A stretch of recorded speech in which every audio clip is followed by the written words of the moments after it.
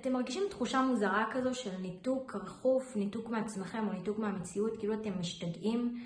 זה נקרא דה-פרסונליזציה ודה-ריאליזציה. אחד התסמינים של זה חורים בזיכרון, או ניתוקים של הזיכרון, או בעיה בזיכרון, איך שתקראו לזה.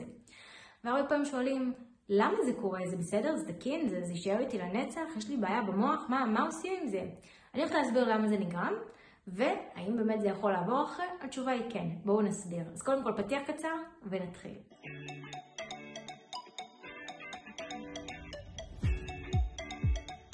שלום וברוכים השבים לערוץ היוטיוב שלי, אני בר הדדי ואני עוזרת לאנשים עם חרדה, דיכאון, דה-פרסונליזציה ודה-ריאליזציה. והיום בסרטון אני הולכת לדבר על התסמין הזה של חורים בזיכרון או בעיית זיכרון, איך שתקראו לזה. הרבה אנשים עם דה-פרסונליזציה, דה-ריאליזציה, תחושה של ניתוק, מרגישים חורים בזיכרון. קודם כל הם לא זוכרים דברים, ובנוסף הם עושים דברים ולא זוכרים שעשו אותם. ואז הם שואלים, מה זה? יש לי בעיה בזיכרון, יש לי בעיה במוח, האם אני אשאר ככה לנצח? אז קודם כל בואו נבין מה קורה במוח. בזמן דה-פרסונליזציה ודה-ריאליזציה, החלק ההישרדותי במוח נכנס לפעולה, והוא לוקח את האנרגיה משאר חלקי המוח.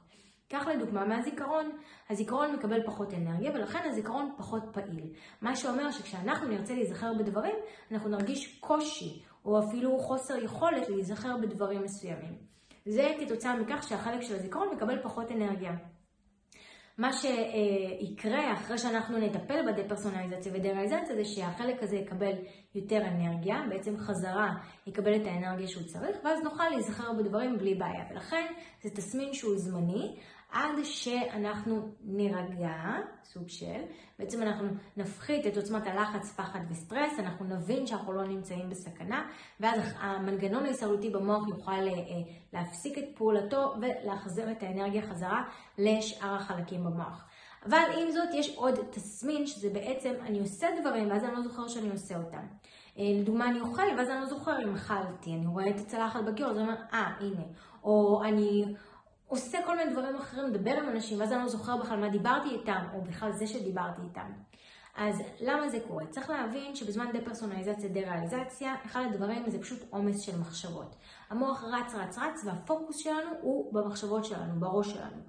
מה שקורה זה שהמוח יכול להכיל בין 5 ל-9 יחידות מידע במקביל באופן מודע.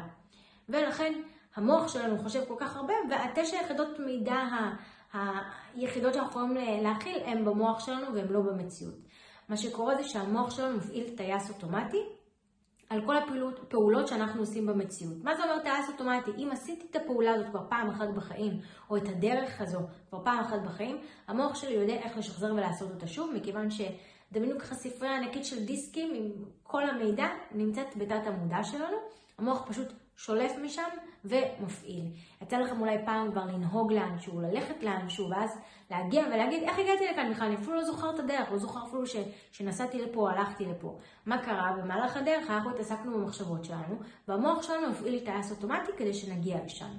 וזה מה שקורה ברגע שאנחנו בדה-פרסונליזציה, דה-ריאליזציה, המוח שלנו עמוס במחשבות, הפוקוס שלנו במחשבות שלנו, וכל הדברים שאנחנו עושים במציאות הם בעצם נעשים בטייס אוטומטי, ולכן אנחנו לא זוכרים את זה, בגלל שאנחנו לא מתרכזים במציאות, והבין 5 ל-9 יחידות מידע שאנחנו יכולים להכיל באופן מודע, מוצפות בכלל במחשבות שלנו ולא במה שקורה במציאות. כך לדוגמה, כשאתם מדברים עם בן אדם, יצא לכם פעם כבר לדבר עם אנשים, המוח יודע כבר איך לזייף תגובה, איך בעצם לעשות, כן, באמת, הוא יודע לזייף ולעשות את הדבר הזה, אנחנו כבר עשינו את זה בעבר, יצא לנו לדבר עם מישהו ולא להקשיב לו בכלל כי הוא לא מעניין אותנו, ואנחנו מעניינים, אומרים לו כן, ואנחנו בכלל חושבים על דברים אחרים שמעניינים אותנו.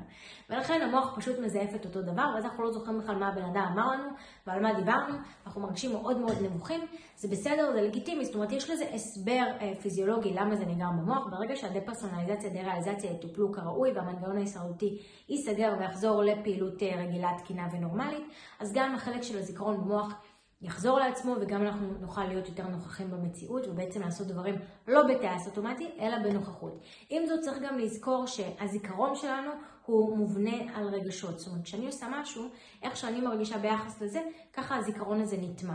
וכשאני עושה משהו חסר רגש בכלל, אז זה לא נטמע לי טוב בזיכרון, מה זאת אומרת טוב? בצורה שהיא נגישה שאני אוכל באמת לזכור אותה.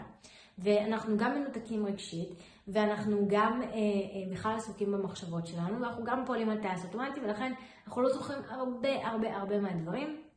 גם תחושת הזמן נרגיש שהיא לא קיימת, איזה יום היום, אנחנו לא נרגיש מה זה 5 דקות לעומת 5 שעות, זה ירגיש לנו אותו דבר, כי אנחנו ממש תקועים בתוך לופ במחשבות שלנו, ולמחשבות שלנו אין זמן. בדקה אחת יכולות לרוץ לנו מיליון מחשבות, ולכן קשה לנו באמת לשים את האצבע ולדעת כמה זמן עבר, אנחנו לא מרגישים את תחושת הזמן, וכמובן אנחנו גם בכלל לא מרגישים נוכחים. שזו הבעיה העיקרית, וזה כמובן בגלל החלק ההישרדותי במוח, כמו שאמרתי מקודם. מה שצריך לעשות זה באמת פשוט לטפל בחלק ההישרדותי במוח, להחזיר אותו לאיזון למצב תקין, וברגע שהוא חוזר לאיזון למצב תקין, אז אנחנו חוזרים לעצמנו ולחיים שלנו, ואין מה לדאוג, אין מה לחשוש, זה לא איזושהי בעיה, מחלה, הפרעה, איזשהו משהו מורכב וקשה לטיפול, זה באמת משהו שניתן לטפל, והוא צריך לטפל בו בצורה נכונה ומתאימה. אם הסרטון הזה עזר לכם, אז תעשו לייק ותשאירו תגובה כדי שיוכל להגיע לעוד אנשים ולעזור גם להם. אם עדיין לא לחצתם להירשם כמנוי, לחצו עכשיו להירשם כמנוי, וניפגש בסרטון הבא. ביי!